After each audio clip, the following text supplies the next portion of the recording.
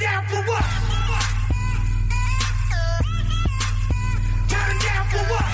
What is going on, everybody? It's Jonathan and BNC Retrievers coming at you with the BNC Retrievers Training Podcast tonight. Thank you for tuning in. Thank you for listening. Let's jump right into it. First off, sponsors, Smallwater Game Calls up in New York, George Wilson. Go check that guy out. Check out his calls. He's making some high-quality waterfowl calls. Duck, goose, single reed, double reed, acrylic, wood, whatever you want. He can hook you up. Tell him we sent you. Also, Seabag Locker Coffee Company and Seaside Coffee. Don and Penny, thank you for the care package. Very great company to work with. Go check those people out. If you're looking for some Mean Gene, straight up hit you coffee, I suggest Seabag Locker Coffee. And if you're looking for something on the lighter side, a little bit something with some taste like birthday cake or toasted almond, check out Seaside Coffee. They have tons and tons of flavor. Use the code RETRIEVE on either site to save you some bucks on some quality coffee. Also going to mention my buddy Cam Williamson's Road to Redemption podcast. You can find him on Instagram. He's on iTunes and YouTube as well. Great podcast to listen to for everyday motivation, everyday life. Check him out. Tell him we sent you as well. So let's start it off. Updates.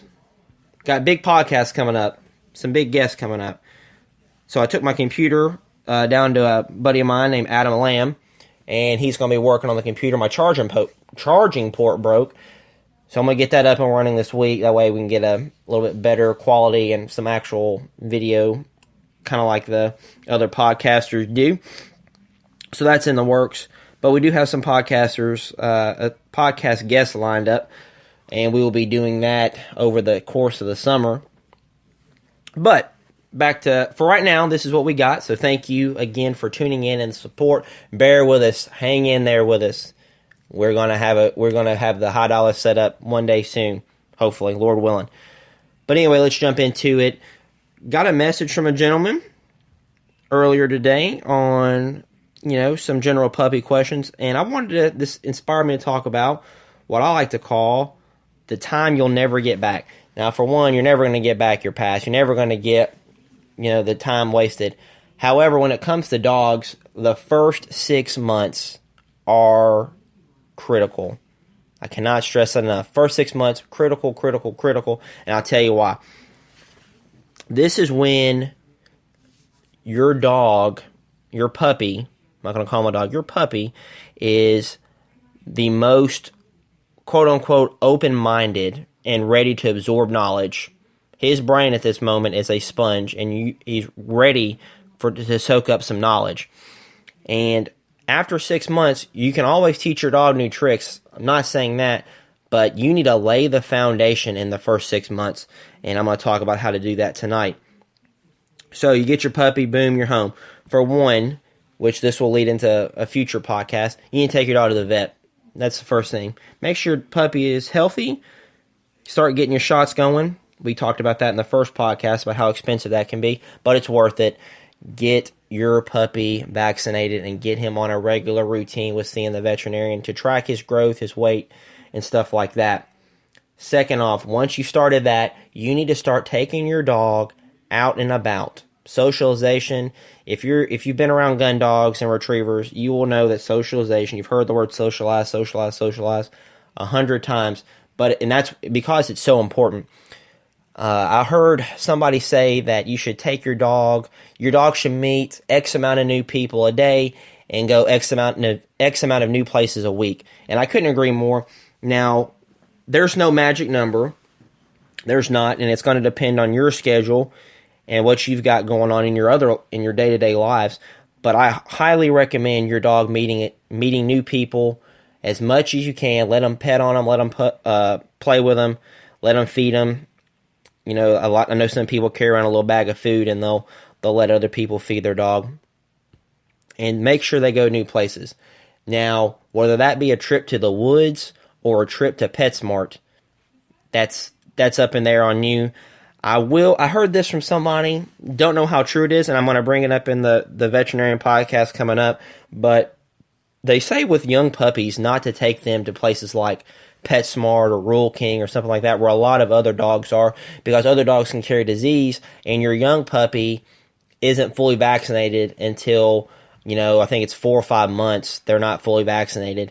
So I may have said that wrong. About 4 months, I'd say. So if you've got a 6, 7, 8 week old pup, probably not the best idea to take them out to a place where other dogs kind of gather that could be carrying a disease. So for right now, you can keep it around family.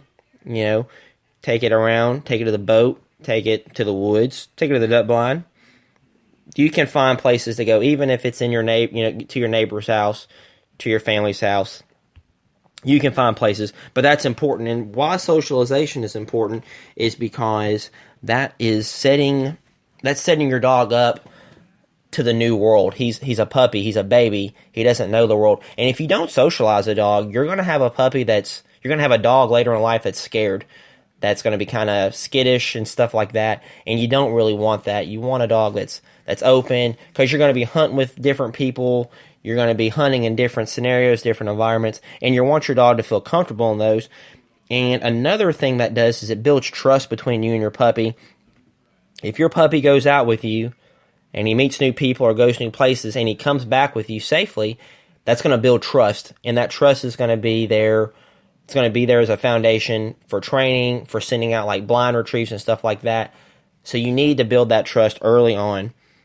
Key point in that, I read in a Ducks Unlimited article, was sending your dog out into a water blind retrieve to where your dog may not see the bird. It may be a ways out, but your dog's trusting you when you send him that there's a bird out there. There's something out there to get. And if the dog keeps swimming, he's going to run into it. So trust is very key. So again, that's what socialization does. It kind of builds trust, and it gets your dog exposed to the new world that it's going to be living in. And then also too, they say that in the first 6 months you need to establish dominance with your puppy, because dogs are pack animals and they need an alpha, they need a leader, and that's true. That's true. However, I've noticed two different things. For one, my Boykin Spaniel Murphy was my dog. I have a wife and 3 kids, and Murphy was good with him. He didn't bite or snip at him or anything, didn't growl, but he was my dog. He hung out with me, and he'd play with the kids, but 9.9 times out of 10, he was by my side or laying with me on the couch. Tucker, my yellow lab, and this could just be the Labrador breed, is a family dog. He will play with the kids. He'll play with my wife. And he's only with me when I'm home, maybe 50% of the time. He's messing with the kids. However, when I, get the training stuff out, get the collar, the leash, and stuff like that out, he's ready to go to work. And, when I'm getting up in the morning at 4 o'clock in the morning, putting on camo and stuff, he knows what time it is. So I'm very excited about that breed. That, I guess that's the Labrador breed that, they can turn off and turn on. So, but I think he knows that I'm, quote-unquote, the alpha, the leader of the pack, because my wife can let him out to pee, and she'll have to call him, and he'll just kind of do his own thing, not really listen. But if I let him out, like, Tucker, get in here, boom, he's in. So make sure when you've got your new puppy, you kind of establish a hierarchy. And I don't know if that really works with dogs, but, I'm in command, my wife's second in command, and then it drops down, into the kids. So I guess you can teach that to your dogs. I'm going to ask a few people about that as well. But anyway, going into it. And then also in your first 6 months, you're going to want to be teaching the basic commands. Sit, hear, heel, and place. Those are my big ones that I like. Some people use the word kennel. Some people will teach stay. If you've been following me at all for the last year, I've said it a few times. Sit means sit, so I don't teach stay. So when I tell a dog to sit, they're supposed to sit, not move. And then again, place and kennel, it's kind of interchangeable. My dog knows the difference between kennel and place. Kennel, when I give the kennel command, he's going into his kennel to bed. And then when I say place, that's wherever we're hunting. But I know people interchange those as well. Nothing wrong with that. As long as your dog knows the commands. And that will set you up for, case in point, the sit and stay command. Well, I don't know about y'all, but I get to the duck blind My brother-in-law gets to the blind about 4:30. I'm kind of a late runner, getting there about 5. But still, that's an hour or two worth of sitting in the duck blind before anything goes on. Sitting there watching a pitch out decoys, sitting there waiting for shooting light. Your dog needs to know sit, and he needs to know extended sit. But as a puppy, you just want to teach the foundations and not try to push it. And the most important thing I can say is let your puppy have fun. That is, don't worry about throwing retrieves. Don't worry about, jerking them along on a collar or a leash. Just let them have fun. We can all, you're really just kind of setting up a foundation, and you don't have to be strict with them. Throw them some fun retrieves. If they bring it back to you, cool. If they don't, they're puppies. You're going to teach that. You're going to teach that, coming up. Just let them have fun. Don't throw too many. Throw a few. Put it up. Let them play. And just let them be puppies. People say, let kids be kids. Let puppies be puppies. That is going to be it for tonight. Going to still keep these kind of short. Thank you guys and girls for tuning in. Again, got some big things coming up.